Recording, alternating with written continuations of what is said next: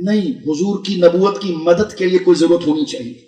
غور کرنا، میں ایک سمپل مثال سے آپ کو سمجھاتا ہوں.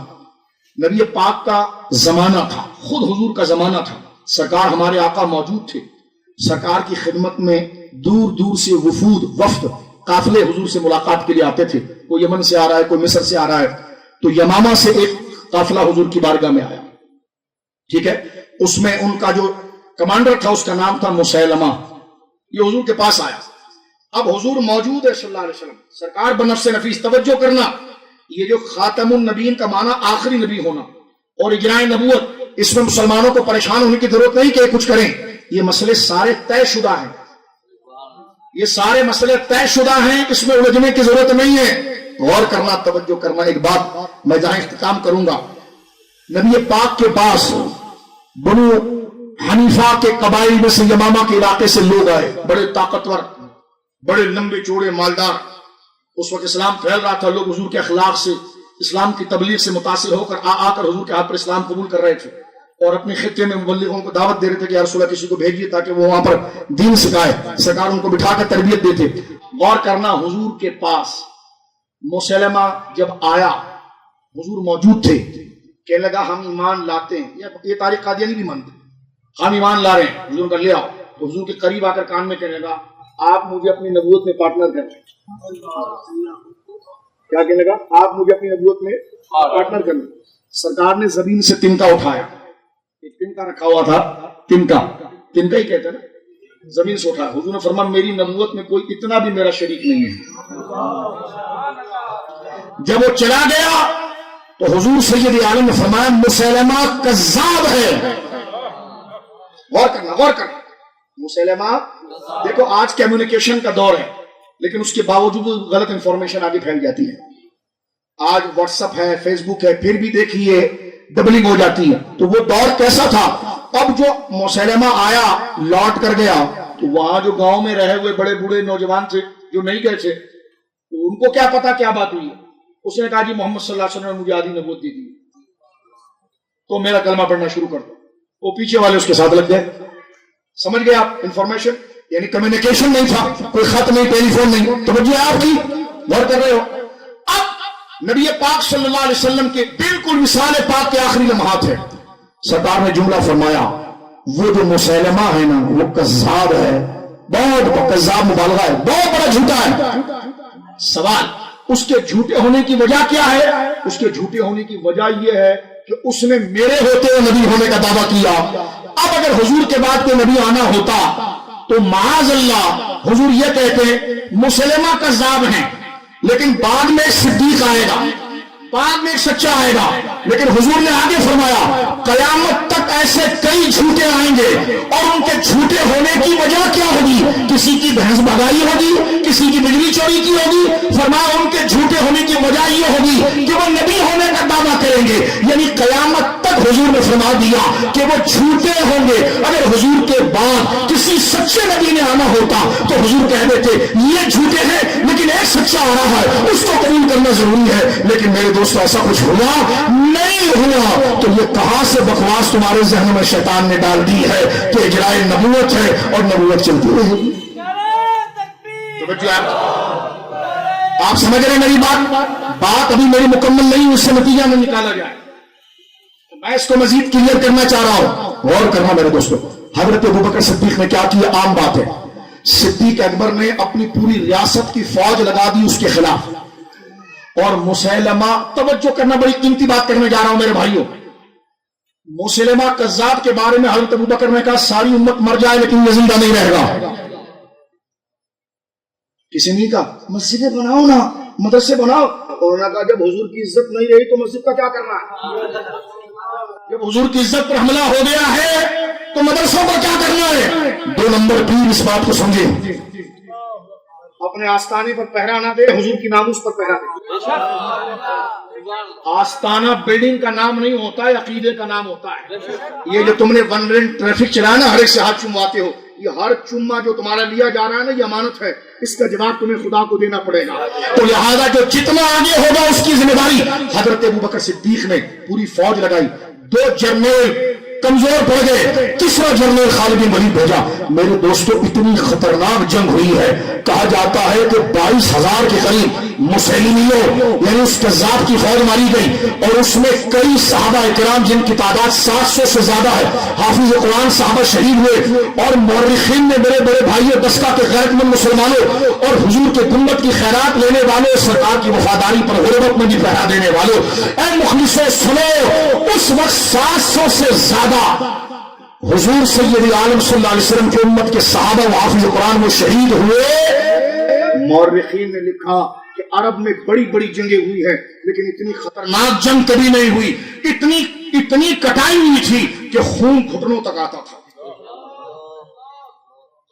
دیکھو اب یہاں تک سمجھ گئے آپ، اور اس کا کام حضرت وحشی نے تمام کیا۔ حضرت وحشی بولو رضی اللہ عنہ، تفضیلی کے پیٹ میں بڑا مروڑ آتا ہے معاویہ وحشی کے نام سے، لیکن میں سرکار امام ربانی کے قول یہاں پڑھوں گا، توجہ کرنا۔ حضرت وحشی جب اسلام نہیں لائے تھے تو انہوں نے حضرت حمزہ کو شہید کیا تھا، توجہ ہے میرے بھائی؟ اسلام حضور نے ان کا قبول کر لیا، الاسلام یہدم ما قبلہ، اسلام لانے کے بعد پچھلے سارے گناہ معاف ہو جاتے ہیں، لیکن یہ ابھی تک سینہ ٹھوک رہا ہوں۔ میں نے کہا جب رب راضی ہو کہ رضی اللہ عنہم ورضوا عنہ، تو کیا گھوڑا نکال رہا ہے؟ جب خدا راضی ہو گیا تو تو کیوں منہ کالا کر رہا ہے؟ ابے یہ تیرا ٹھوکنا خدا کے لیے تھا تو خدا تو کہہ چکا رضی اللہ عنہم، خدا راضی ہو گیا سب سے، ورضوا عنہ، وہ سب خدا سے راضی ہوئے، خدا ان سے راضی ہوا، تعالیٰ تو ہو گیا۔ توجہ ہے؟ اس لیے ہم کہتے ہیں راضی اپنے نفس کے لیے نہ مان، خدا کے لیے مان۔ خدا کے لیے مانے گا تو تجھے پتا چلے گا کہ اہل سنت کا ہے بیڑا پار صاحب، نجم ہے نہ منبر پر بندر کی طرح ناچنا اور ایک گراؤنڈ پر عقیدہ ثابت کرنا اور ہے۔ سننا میرے دوست بزرگوں، جو بات آپ کی خدمت میں عرض کر رہا ہوں، تو حضرت وحشی اس جنگ کے اندر موجود تھے۔ مسیلمہ کے خلاف جو خالد بن ولید نے چڑھائی شروع کی ہے نا، تو وہ بھاگا اور اس کا فارم ہاؤس تھا، اس میں وہ گھس گیا، گھس کر اس نے دروازے بند کر دیے، دروازہ اتنا اونچا، دیوار اونچی، صحابہ اتنے غیرت مند تھے۔ ابے کالے تو کتنا خبیث ہے، ان مخلصوں کے خلاف بکواس کرتا ہے جس کی وجہ سے اسلام بچا ہے۔ وہ صحابی ایک کہنے لگے یار مجھے اٹھا کر اندر پھینکو، کیونکہ آج اگر اس دیوار کے اندر مسلمہ بچ گیا تو امت کے لیے خطرہ ہے، کیونکہ بڑا وہ چنگیز خان کی طرح جنگجو بدبخت بہت لڑاکو تھا۔ ایک صحابی کو اب پھینکنا ایسا تھوڑی تھا کہ 4 پیسے چھلانگ مارنا ہے، وہ جناب اتنی اونچی دیوار، صحابہ نے پھینکا ہے ان کو طاقت سے، وہ گرے، ان کا سر بھی لگا۔ اللہ ہماری ہاتھ بھی زخمی ہوں گے، لوگ ان کو ٹوٹ پڑے، لیکن انہوں نے دروازہ کھول دیا، دروازہ کھولا، خالد بن ولید لشکر لے کر اندر گھسے۔ اب جب جنگ شروع ہوئی اس میں حضرت عمر کے بڑے بھائی حضرت زید بن خطاب بھی ہیں، وہ شہید ہو گئے، آئے ہائے ختم نبوت کے لیے شہید ہو گئے۔ بولو کالے بغیر 2 موبائل کے تو نہیں نکلتا، حضرت عمر کا خاندان وہ جو پہلے شہید ہو گئے، جب تک موبائل نہ آئے تو روڈ پر نہیں آتا۔ توجہ ہے؟ حضرت زید بن خطاب جب خبر آئی نا فاروق اعظم کے پاس، ہائے ہائے ہائے، حضرت عبداللہ ابن عمر ان کے بیٹے بھی جنگ میں تھے، آپ پکڑ کر ان کو ہلانے لگے، فرمایا تو مر جاتا، فرمایا میرا بھائی تو اسلام لانے میں بھی مجھ سے پہلا تھا اور شہادت میں بھی تو مجھ سے پہلا ہوا، کیا مبارک نام ہے ان کا، سیدنا زید بن خطاب۔ بولو سبحان اللہ۔ حضرت عبد الرحمن بن ابی بکر بھی اس میں ہیں، حضرت عبداللہ ابن عمر بھی ہیں۔ جنگ ختم ہونے کے قریب ہے لیکن ختم نہیں ہوتی۔ مسیلمہ کذاب جس نے جھوٹا نبوت کا دعویٰ کیا ہے وہ اپنی اونٹنی پر بیٹھ کر جا رہا ہے، سان جیسا تھا وہ، بڑا جنگجو، اتنا بڑا اس کا سر۔ حضرت وحشی آئے اور وہی چکو خنجر ان کے پاس تھا اور آستین میں رکھا ہوا تھا جس سے حضرت حمزہ کو شہید کیا تھا۔ اب آپ نے دعا کی تھی رب سے کہ یا اللہ مجھے مرنے سے پہلے کفارے کی ظاہری صورت دینا۔ آپ نے اٹھا کر جب مارا ہے تو اس کی حالت کے اندر گھس گیا، جب گھسا تو وہ زمین پر گرا اور جنگلی خنزیر کی طرح خر خر خر خر کرنے لگا۔ جب اس کی روح نکل گئی تو اس کے سینے پر پاؤں رکھا اور خنجر نکال کر صحابہ سے کہا دبا رہنا۔ جب زمانے جاہلیت میں تھا تو اسلام کے سب سے قیمتی آدمی کو مارا تھا، اور جب حضور کی نالین کے صدقے اسلام کی برکت مل گئی تو کفر کے سب سے بدترین آدمی کو میں نے مارا۔ تاجدار ختم نبوت، ہاتھ نیچے نہیں کرنا، بہت اونچا عقیدہ ہے، تاجدار ختم نبوت۔ توجہ کرنا، میں بات ختم کرتا ہوں بس۔ حضرت ابو بکر کی بات تھی، حضرت وحشی نے اس کو مار دیا، میرے دوستو ایک قیمتی بات آپ کے ٹھوڈی پکڑ کر جگا رہا ہوں، آخری دو باتیں سنیں۔